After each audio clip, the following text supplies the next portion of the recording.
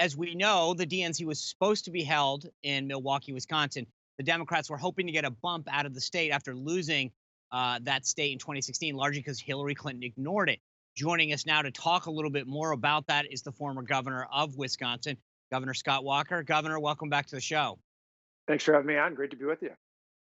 Well, good to see you again. Before we get to the DNC, and I want to get your take on both the programming and what the impact it's having or not on your state, I do want to talk to you about the breaking news today that Steve Bannon and a few other folks were indicted and arrested. The question I have for you is, it seems like, so it came out of the Southern District of New York. It, call me skeptical, but it seems like the timing was a little political, if you will. Do you get the same sense? Oh, absolutely. And in the end, I think it really is a non-factor in the sense that most people don't even know who this guy is, let alone the fact that if they do, they realize the timing is peculiar. And the fact, as the president himself said, he hasn't done anything with the president for years. So I think this is just another distraction out of the big difference between Donald Trump and Joe Biden, and the fact that one's a doer and the other's a talker. And if Biden does more than just talk, we can tell that he's really outsourced his agenda to the radical left. You know, Governor, last night we saw the sort of Democratic stars come out. You had Nancy Pelosi, Hillary Clinton, Kamala Harris, Barack Obama. Who stood out for you? Well, President Obama always gives a great speech. I actually thought both the Obamas, the former first lady and the former president, were light years better than anybody else out there. But that only works if you believe that feelings trump facts. And that might have been the theme, the appropriate theme of this DNC convention, is that feelings are more important than facts.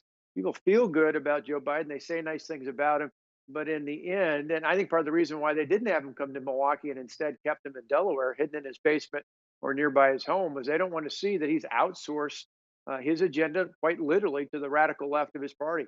I thought the most Well, revealing comment the last few days was when you actually had Bernie Sanders say ideas that were considered radical just a few years ago are mainstream.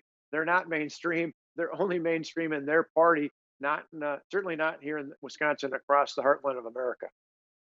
couldn't agree more. It's amazing. That's what they think, right? That's the scary part. They think those socialist ideas are mainstream just because the people that they're gathered with think that. But here's something that was interesting, and I wonder if this was done to pull back on this. I want to have you listen to what President Obama said about the direction that Biden will go policy-wise. Take a listen.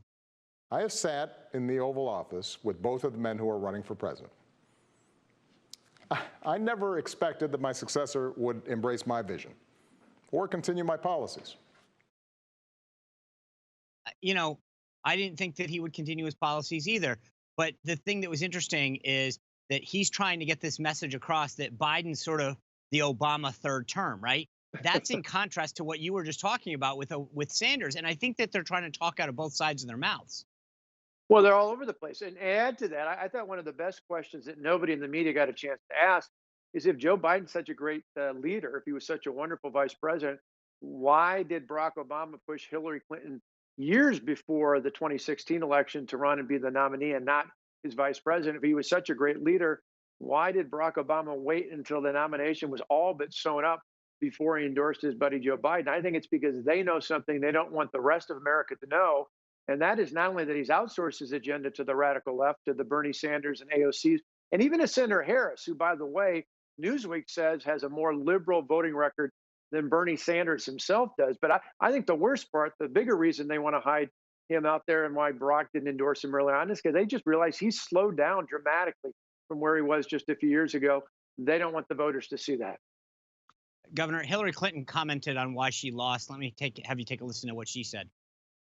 And don't forget, Joe and Kamala can win by 3 million votes and still lose. Take it from me.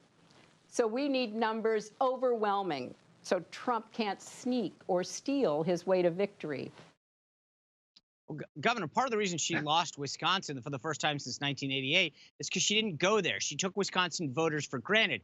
I think part of the reason the DNC has, named Milwaukee as their host city is because they wanted to show Wisconsin voters they got the message. But now they've pulled out, and Biden hasn't even visited there. Is that going to be a problem making the sell for them? Absolutely. And people say, oh, it's because of health. Well, two things with that. One, he hasn't visited at all, 2019 or 2020, at any point since he announced he was running for president of the United States. He's completely blown off the state of Wisconsin.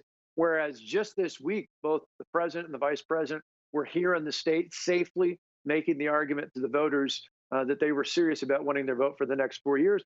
The other thing, though, is this whole bogus argument about health, that he couldn't come because of health. If that was the case, Kamala Harris would have given her speech in California at her home. She wouldn't have traveled across the country to give it in Delaware out there. Democrats find the health issue to be convenient when they want to use it and not when they don't, not just when it comes to the convention, but they conveniently blow off any discussion about masses of people getting together at protests or even the riots are out there, which they're complicitly silent about. Governor, real quick, I'm running out of time. The convention should have had a big bump for Wisconsin and Milwaukee specifically. Is there a big problem now that you haven't had the economic impact that you thought you'd have in Wisconsin? Absolutely. I always said it wasn't about red or blue. It was about green. Unfortunately, there's no green being spent there, and it was a big failure for Milwaukee and for the state, unfortunately. Yeah. All right, Governor, thank you for being here. I appreciate your take.